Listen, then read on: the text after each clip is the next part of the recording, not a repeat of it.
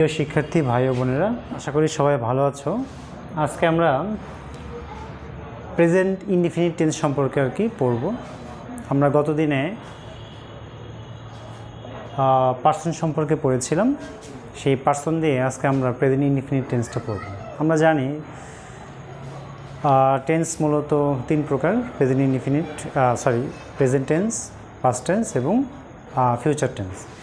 এই প্রত্যেকটা টেন্সের মধ্যে আবার চারটা করে ভাগ আছে, চারটা করে রকম আছে।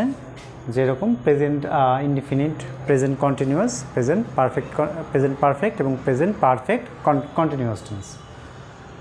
আচ্ছা, এর মধ্যে প্রেজেন্ট ইনডিফিনিট টেন্সটা সবচেয়ে গুরুত্বপূর্ণ। কেন নয়? আমরা প্যারাগ্রাফ পড়ি, এসে পড়ি, অ্যাপ্লিকেশন পড়ি বা যেটাই করি না কেন, আমরা যদি কোনো কথাও বলতে চাই, সাধারণত 90% সেন্টেন্সগুলো আমরা প্রেজেন্ট ইনডিফিনিট টেন্সে আমরা কিন্তু করে থাকি। তো আজকে আমরা শিখব যে প্রেজেন্ট ইনডিফিনিট টেন্সটা কীভাবে আমরা চিনব, সেটাকে কিভাবে গঠন করব, সেই সেন্টেন্সগুলো কীভাবে বিল্ড আপ করবো এবং সেগুলো দিয়ে আমরা কিভাবে সেন্টেন্স তৈরি করব, বলবো এবং লিখব। ঠিক আছে? তো ঠিক আছে, আসো আমরা দেখি প্রেজেন্ট ইনডিফিনিট টেন্সটা চেনার উপায়গুলো কী। কোনো সেন্টেন্সকে তুমি যদি ইংরেজিতে খাতায় লিখতে চাও, তাহলে কিন্তু প্রথমত আমাদেরকে যেটা করতে হয় সেটা কি, যে ওই সেন্টেন্সটাকে আমরা কি বাংলায় আগে মনের মধ্যে নিয়ে আসি, যে আমরা বাংলায় কি লিখব, বাংলায় আমরা কি ভাবতেছি, সেইটাকে আমরা ইংলিশেই শুধু কি ট্রান্সলেশন করে দিলেই সেন্টেন্সটা কী হয়ে গেল, তৈরি হয়ে গেল। ঠিক আছে?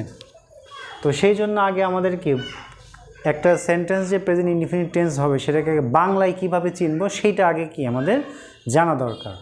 তো আজকে আমরা প্রেজেন্ট ইনডিফিনিট টেন্স বাংলায় কীভাবে চেনা যায় সেটা একটু লিখে দিচ্ছি। প্রেজেন্ট ইনডিফিনিট টেন্সটি বাংলা বাক্যের শেষে, সবাই একটু খাতা কলম নাও, নিয়ে একটু লেখো, আমি বোর্ডে অবশ্য দিচ্ছি লিখে।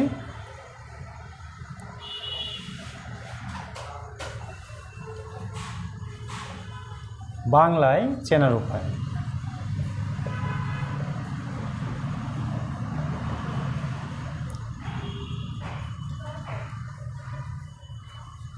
আচ্ছা, আরেকটি কথা তোমাদেরকে একটু বলে নিই, সেটা হচ্ছে আমাদের ইংরেজি বাক্যের মধ্যে ভার্বটি, মানে ইংরেজি বাক্যের যে ভার্ব, যেটাকে আমরা বাংলায় বলি ক্রিয়া, সেই ইংরেজি বাক্যের ভার্বটি সবসময় কি বাক্যের সাবজেক্টের পরে থাকে, আর এই বাংলা বাক্যের শেষে কিন্তু ক্রিয়াটি সবসময় কি বাক্যের শেষে থাকে। অতএব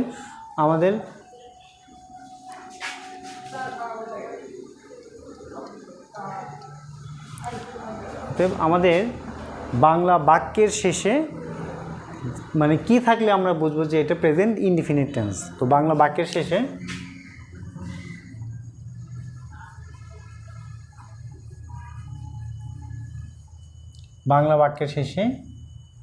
রস্যই, অন্তস্থ অ এবং এ,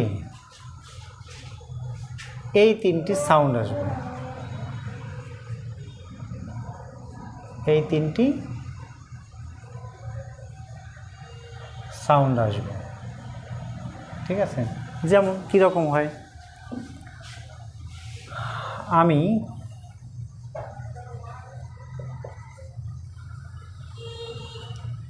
বই পড়ি। ঠিক আছে? দেখো, পড়ি, তাহলে এখানে আসছে কি, রস্যই আসছে এটা। তারপর যদি আমি বলি সে স্কুলে যায়, দেখো এখানে কিন্তু অন্তস্থ অ আসছে, তাই না? যায়। তো এইরকম রস্যই, অন্তস্থ অ, এ, এই তিন ধরনের যদি সাউন্ড আসে, তাহলে আমরা বুঝবো যে এটা প্রেজেন্ট ইনডিফিনিট টেন্স। আর একটা কথা তোমাদেরকে একটু বলে রাখি, প্রেজেন্ট ইনডিফিনিট টেন্স এর সাথে অনেকে প্রেজেন্ট কন্টিনিউয়াস, প্রেজেন্ট পারফেক্ট বা প্রেজেন্ট পারফেক্ট কন্টিনিউয়াসটাকে একটু গুলায় ফেলে। আচ্ছা, আমি আর একটা সহজভাবে একটু বলে দিই, সেটা হচ্ছে কি, যে বাংলা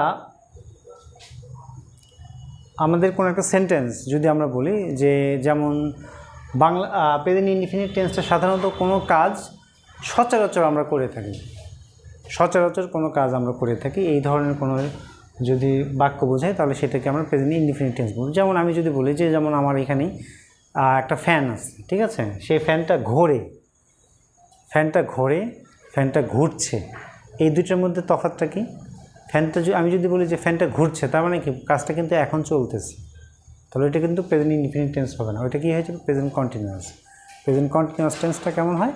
প্রেজেন্ট কন্টিনিউয়াস টেন্সটা হচ্ছে যে এই কাজটা চলতে থাকবে। কিন্তু আমি যদি বলি যে ফ্যানটা ঘোরে, তার মানে কি ওইটার ওর সচরাচর কাজ, ওইটার ওর স্বাভাবিক কাজ, যেটা ও সাধারণত করে থাকে, যে এইরকম যে সাধারণত করে থাকে, সাধারণত করে, এইরকম কাজগুলোকে আমরা প্রেজেন্ট ইনডিফিনিট বলবো।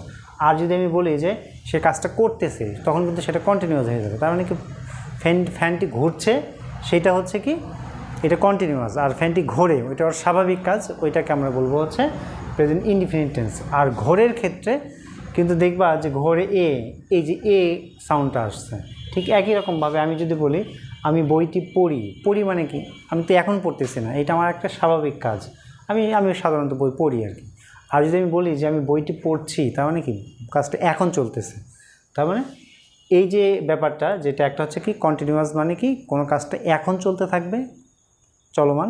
আর একটা হচ্ছে কি আমি বইটি পড়ি মানে আমি সচরাচর এই কাজটা করি, আমি এখনই যে এই কাজটা করতেছি এমন, আমি বইটি পড়ি, এটা আমার একটা স্বাভাবিক কাজ বোঝাচ্ছে, দৈনন্দিন স্বাভাবিক একটা কাজ। তো আচ্ছা, এইটা তার মানে কি চেনার উপায়টা হচ্ছে কি বাংলা বাক্যের শেষে রস্যই, অন্তস্থ অ এবং এই তিনটে সাউন্ড থাকবে। আরেকটা ব্যাপার হচ্ছে সেটা যে আমাদের যদি চিরন্তন সত্য এবং অভ্যাস, চিরন্তন সত্য মানে যেটা ঘটবেই বা ঘটেই, যেমন সূর্য পূর্ব দিকে ওঠে, এটা কিন্তু কখনো পশ্চিম দিকে উঠবে না, কখনো কিন্তু দক্ষিণ দিকে উঠবে না, তার মানে সূর্য পূর্ব দিকে ওঠে, এটা কি অ্যাজ ইউজুয়াল চিরন্তন সত্য। এবং অভ্যাসগত কাজ, যেমন আমি বলি আমি প্রতিদিন সকালে চা খাই, এই ধরনের বাক্যগুলোর শেষে এই ধরনের বাক্যগুলো থাকলেও কি প্রেজেন্ট ইনডিফিনিট টেন্স হয়। তাহলে প্রেজেন্ট ইনডিফিনিট টেন্স চেনার দুইটা উপায় আমি বলে দিলাম, একটা হচ্ছে কি বাক্যের শেষে রস্যই, অন্তস্থ এবং এ থাকবে, আর একটা হচ্ছে কি চিরন্তন সত্য বা অভ্যাসগত কাজ বোঝাবে। তাহলে এখন প্রেজেন্ট ইনডিফিনিট টেন্সের ক্ষেত্রে আমরা এটার গঠনটা কি করব, তাই না? এই গঠনগুলো যদি আমরা লিখি তাহলে কীভাবে আমরা লিখব এটা তাহলে কিভাবে হবে এটা গঠনটা হচ্ছে, লিখে নাও তোমরা একটু স্ট্রাকচারটা, STRUCTURE স্ট্রাকচার, তাই না? সাবজেক্ট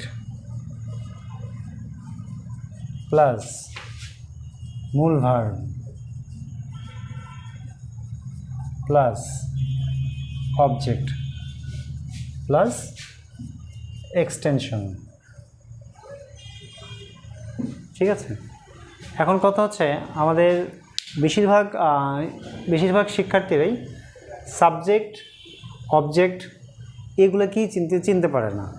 আবার অবজেক্টটা কি, তার সাথে আবার কি লিখলাম এক্সটেনশন, এই দুইটার মধ্যে আবার কী তফাৎ সেগুলো অনেকে কি বুঝতে পারে না। তার মানে কি এগুলোর শেখার অনেক কিছু আছে।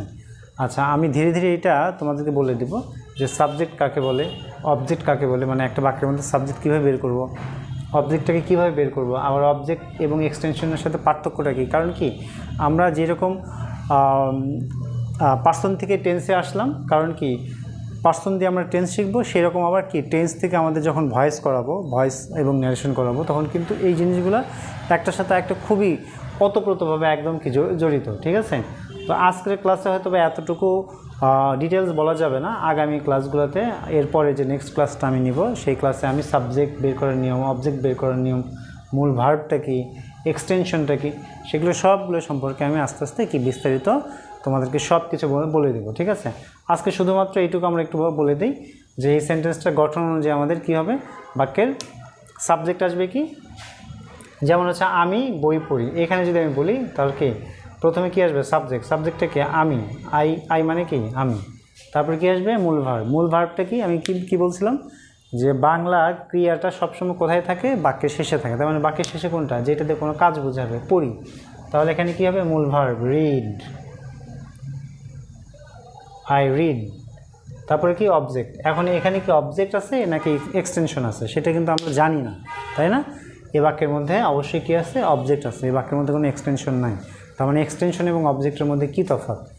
আচ্ছা, আমরা যখন শুধু আজকে একটু বলে দিই, আগামী ক্লাসে এগুলো আবার একটু ডিটেলস হবে আর কি, ডিটেলস বলবো।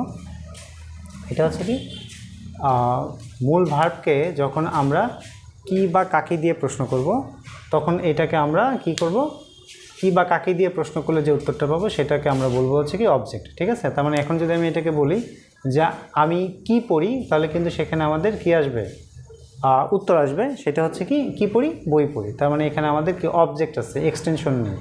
যখন আমাদের বাক্যের সাবজেক্ট এবং অবজেক্ট ব্যতীত, সাবজেক্ট এবং ভার্ব ব্যতীত যখন আমাদের অন্য কোনো একটা ওয়ার্ড আসবে যেটাতে আমরা কি এই মূল ভার্বকে কী বা কাকে দিয়ে প্রশ্ন করে উত্তর পাবো না, সেটা আমাদের কি হবে, অবজেক্ট হবে না, সেটা হবে কি এক্সটেনশন। যেহেতু আমাদের মূল ভার্বকে কী বা কাকে দিয়ে প্রশ্ন করে উত্তর পাচ্ছি, যেমন কি পড়ি, বই পড়ি, তার মানে এখানে কি আমি উত্তরটা পাচ্ছি, অতএব এখানে আমাদের অবজেক্ট আছে। তার মানে আমাদের বাক্যটা ফিল আপ হয়ে গেছে, সাবজেক্ট, মূল ভার্ব, অবজেক্ট। তার মানে আই রিড বুক। ঠিক আছে, এটা দ্বিতীয় সেন্টেন্সটাও ঠিক একই রকম হবে, সে স্কুলে যায়। তার মানে কি হি, আচ্ছা এটা একটু লিখে দিচ্ছি আমি তোমাদের, সে স্কুলে যায়, তাই না? তার মানে কি হবে এখানে হি যায়। তার মানে এটা কি মূল ভার্বটা আছে কোথায়, বাক্যের শেষে থাকে, তাই না? মানে বাংলা বাক্যের শেষে থাকে হচ্ছে মূল ভার্ব। তাহলে যাওয়ার ইংরেজি কি, গো। তাহলে এখানে কি আমি গো লিখবো নাকি গোজ লিখবো, এইটা হচ্ছে কি শেখার একটা ব্যাপার আছে। আগামী ক্লাসে আমি এগুলো একটু ডিটেলস বলে দেবো, আজকে শুধু একটু বাক্যটা করে দিই। তাহলে এর সাথে কী হবে, গোজ হবে। কেন, এটা হচ্ছে থার্ড পারসন সিঙ্গুলার নাম্বার। সাবজেক্টটা যদি থার্ড পারসন সিঙ্গুলার নাম্বার হয় তাহলে মূল ভার্বের শেষে এস বা ইএস হবে। কখন এস বা হয়, কখন ইএস হয়, সেগুলো আগামী ক্লাসে আমি বলবো। আর শুধু আজকে একটা কথা বলি, সেটা হচ্ছে কি সাবজেক্টটা যদি সিঙ্গুলার হয় ভার্বটাও সিঙ্গুলার হবে। আর সিঙ্গুলার ভার্ব চেনার একমাত্র উপায় হচ্ছে একটা কথা মনে রাখবা, যে ভার্বগুলো শেষে এস আছে, যে ভার্বগুলো বানানোর শেষে এস আছে সেগুলো সবগুলো সিঙ্গুলার ভার্ব, সব। ঠিক আছে, তার মানে এই ভার্বের শেষে আমাদের কি এস আছে, তার মানে এটা হচ্ছে সিঙ্গুলার ভার্ব। তার মানে সিঙ্গুলার সাবজেক্ট সিঙ্গুলার ভার্বকে গ্রহণ করে। অতএব হি গোজ টু স্কুল। আচ্ছা, এখন এই স্কুলটা কি বাক্যের অবজেক্ট নাকি বাক্যের এক্সটেনশন? দেখো তো, আমাদের যদি এই বাক্যটাকে মূল ভার্বকে যদি আমরা প্রশ্ন করি, সে কি যায়, সে কাকে যায়, পাচ্ছি না, উত্তর পাচ্ছি না। তার মানে কি এই স্কুলটা এই বাক্যের অবজেক্ট না, এই স্কুলটা এখানে বাক্যের এক্সটেনশন। তো ঠিক আছে বন্ধুরা, আগামী ক্লাসে আমরা কীভাবে এক্সটেনশন বের করতে হবে, কীভাবে অবজেক্ট বের করতে হবে, কীভাবে সাবজেক্ট বের করতে হয়, কোথায় এস যুক্ত হবে, কোথায় এস যুক্ত হবে না, বা কোথায় ইএস হবে, কোথায় এস হবে, আগামী ক্লাসে আশা করি তোমাদেরকে সবগুলো ইনশাল্লাহ আমি ক্লিয়ার করে দিতে পারবো। তো ঠিক আছে, আগামী ক্লাসের দিকে চোখ রাখো, আশা করা যায় ইনশাল্লাহ আগামী ক্লাসে তোমরা এগুলোর বিষয় সম্পর্কে একদম ক্লিয়ার হয়ে যাবে। তো ঠিক আছে, ধন্যবাদ সবাইকে।